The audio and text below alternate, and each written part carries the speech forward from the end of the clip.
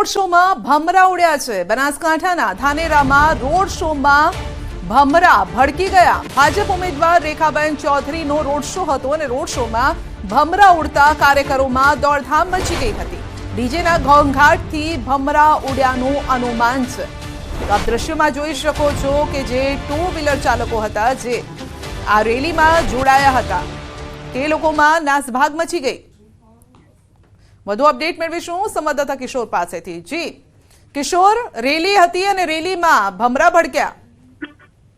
જી સંધ્યા, આજે ભાજપના જે ઉમેદવાર છે બનાસકાંઠાના ડોક્ટર રેખાબેન ચૌધરી તેમની ધાનેરા તાલુકાના થાવર ગામથી ભવ્ય રોડ શો અને બાઇક રેલી નીકળી હતી। તે દરમિયાન થાવરથી ધાનેરા તરફ આવી રહ્યા હતા ત્યારે જે ડીજેનો ઘોંઘાટ હતો તેને લઈને ભમરાઓ ઉડ્યા હતા અને આ ભમરાઓ ઉડતા સમગ્ર રેલીમાં અફરાતફરીનો માહોલ પણ સર્જાયો હતો અને ભમરાઓથી બચવા માટે જે બાઇક ચાલકો હતા તેમાં અફરાતફરી પણ મચી ગઈ હતી અને કેટલાક જે ભાજપના કાર્યકર્તાઓ અને બાઇક ચાલકો હતા તેમને ભમરાએ ડંક પણ માર્યા હતા અને રોડ શોમાં એકત્રિત થયેલ કાર્યકર્તાઓ ભમરાથી બચવા દોડધામ કરતા જોવા મળ્યા હતા। સંધ્યા જી, કેટલા કાર્યકર્તાઓને ભમરા કરડ્યા હોય એવું સામે આવ્યું છે? કઈ વિગત?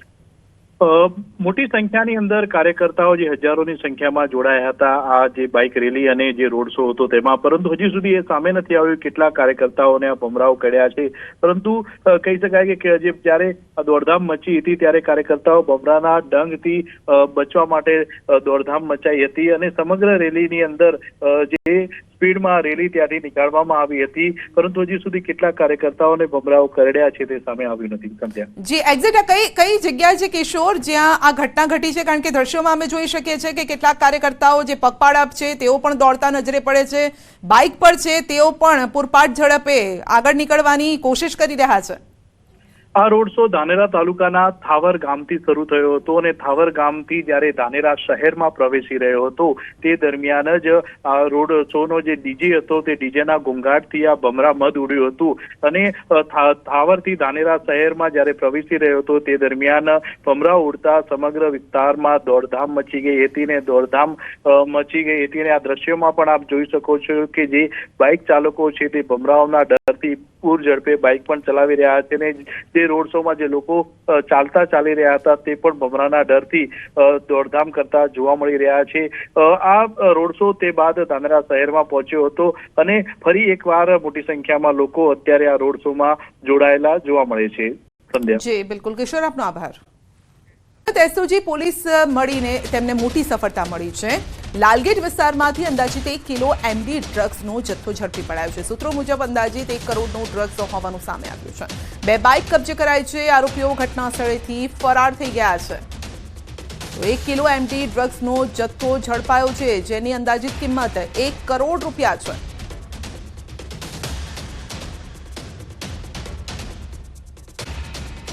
અમૂલ ફેડરેશન ચેરમેનનો નિર્ણય છે। દૂધ ઉત્પાદકો મતદાન કરે તે માટે નવી પહેલ કરાઈ છે। 1 લીટર દૂધ પર 1 રૂપિયો વધુ અપાશે। મતદાનનું નિશાન બતાવ્યા બાદ મળશે રકમ અને દૂધ ઉત્પાદકો વધુ મતદાન કરે તે માટે આગવી પહેલ છે।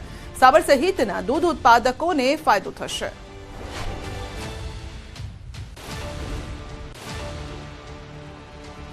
સાતમી તારીખે લોકસભાની ચૂંટણીનું પર્વ ઉજવાઈ રહ્યું છે।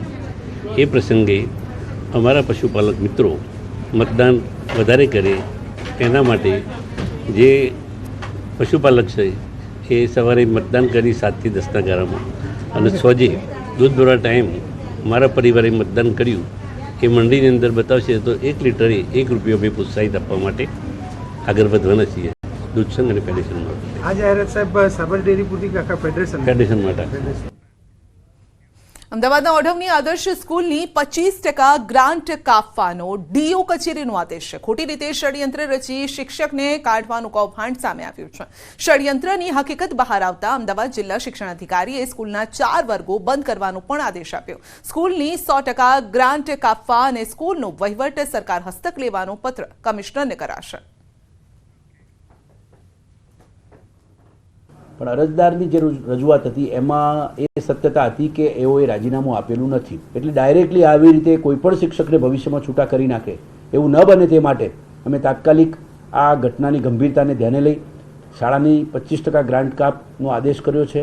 એ ઉપરાંત તેના જે વર્ગોમાં અમને વિદ્યાર્થીઓની સંખ્યા ન જોવા મળી તેના વર્ગ બંધ કરવા માટેની પણ અમે કાર્યવાહી કરી છે.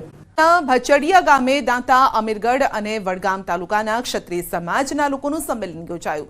ભાજપના પ્રવક્તા મંત્રી ઋષિકેશ પટેલની હાજરીમાં ઉત્તર ગુજરાતનું સૌપ્રથમ ક્ષત્રિય સમાજનું સંમેલન યોજાયું. ત્યારે ક્ષત્રિય સમાજના અગ્રણી જયરાજસિંહ પરમારે ભાજપને સમર્થન આપતા કહ્યું છે કે અમને તો રાજપૂત નહીં પરંતુ ભાજપૂત કહ્યા, છતાં અમે બોલ્યા નથી અને રાજપૂતો નહીં ભાજપૂતો કહી વ્યક્તિગત અમારું અપમાન કર્યું છે. એવા આગેવાન જેમણે સમાજમાં કોઈ ઋણ નથી અને પોતાની વ્યક્તિગત છબી ચમકાવવા માટે સમાજનું નેતૃત્વ કરી રહ્યા છે, સમાજના યુવાનોને ઉશ્કેરી રહ્યા છે. અને આ સાથે તેમણે કહ્યું છે કે ક્ષત્રિય સમાજની સામે નહીં, સાથે છીએ. ત્યારે ક્ષત્રિય સમાજના ભાજપ સાથે જોડાયેલા તમામ આગેવાનો ભાજપ સાથે છે અને ભાજપને સમર્થન કરશે. આ સમયે રાજ્યના પ્રવક્તા મંત્રી ઋષિકેશ પટેલે પણ વાતને સમર્થન આપતા જયરાજસિંહની વાત સત્ય ગણાવી. અમને તો ભાજપૂતો કહ્યા છે તો પણ અમે બોલ્યા નથી. રાજપૂતો નહીં ભાજપૂતો અમને વ્યક્તિગત અમારું અપમાન કર્યું છે તોય અમે સહન કર્યું છે. એવા આગેવાનોને કે જેમનું સમાજમાં કોઈ ઋણ નથી, યોગદાન નથી, પોતાની વ્યક્તિગત છબીઓ ચમકાવવા માટે સમાજનું નેતૃત્વ કરી અને સમાજના યુવાનોને ઉશ્કેરી રહ્યા છે. આજથી આની શરૂઆત કરી છે એટલે માટે કહું છું, ક્ષત્રિય સમાજની સામે નહીં, ક્ષત્રિય સમાજને બતાવી દેવા માટે નહીં, ક્ષત્રિય સમાજની સાથે છીએ, એની લાગણી સાથે માગણી સાથે બધા જ. પણ હવે જ્યારે રાજકારણના મેદાનમાં ચૂંટણીના મેદાનમાં જવાનું છે ત્યારે ક્ષત્રિય સમાજના તમામ ભાજપ સાથે જોડાયેલા આગેવાનો ભારતીય જનતા પાર્ટીનું કામ કરવાના છે.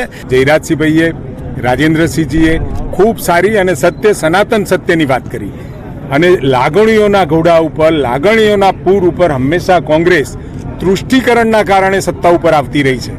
પરંતુ આ વખતે પણ એનો પ્રયાસ એને કરી ચૂકી છે, અત્યારે ચાલુ પણ છે. પરંતુ મારે કહેવું જોઈએ કે હવે ક્ષત્રિય સમાજને પણ ખબર પડી છે. અમિત શાહ આજે ફરી ગુજરાતમાં પ્રચંડ પ્રચાર કરશે. અમિત શાહ આજે અમદાવાદમાં પ્રચાર સભા સંબોધિત કરશે. નરોડામાં અમિત શાહની ચૂંટણી સભા છે. અમદાવાદ પૂર્વ બેઠકના ભાજપના ઉમેદવાર હસમુખ પટેલના સમર્થનમાં સભા કરશે. નરોડામાં આજની જાહેર સભાને લઈને શહેર ભાજપ પ્રમુખ અમિત પી શાહે નગરજનોને આપ્યો છે આવકાર. તો 4 મે દમણમાં દિલીપનગર ગ્રાઉન્ડમાં જાહેર સભાને સંબોધશે. દમણ દીવના ભાજપના ઉમેદવાર લાલુભાઈ પટેલના પ્રચાર માટે શાહ સભા કરવાના છે.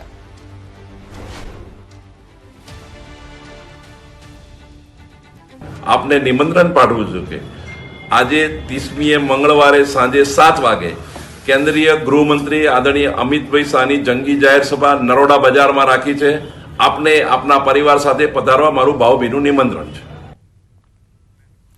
વડોદરામાં ક્ષત્રિય અસ્મિતા સંમેલન યોજાયું. માણીજામાં યોજાયું ક્ષત્રિય અસ્મિતા સંમેલન, જેમાં ક્ષત્રિયોએ કુળદેવીના સોગંદ ખાઈને શપથ લીધા છે. ભાજપને મત ન આપવાના શપથ લીધા છે. તો આગેવાન મહેન્દ્રસિંહ રાઠોડે રાહુલ ગાંધીને પપ્પુ કહી મંદ બુદ્ધિનું બાળક કહ્યું છે.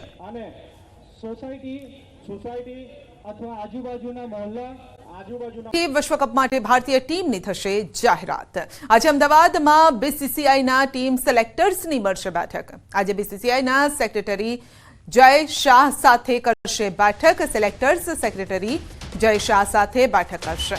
બેઠક બાદ T20 વિશ્વકપ માટે ભારતીય ટીમની કરશે જાહેરાત. રોહિત શર્માની કેપ્ટનશીપ હેઠળ ભારતીય ટીમની જાહેરાત થશે. વાઇસ કેપ્ટન માટે હાર્દિક પંડ્યા અને ઋષભ પંત રેસમાં છે. તો વિકેટ કીપર માટે સંજુ સેમસન, ઋષભ પંત અને KL રાહુલ પણ રેસમાં છે. તો આજે બેઠક મળવાની છે. સિલેક્ટર્સની બેઠક મળશે. જય શાહ સાથે આજે બેઠક છે. T20 વિશ્વકપ માટે ટીમ સિલેક્ટર્સની બેઠક છે.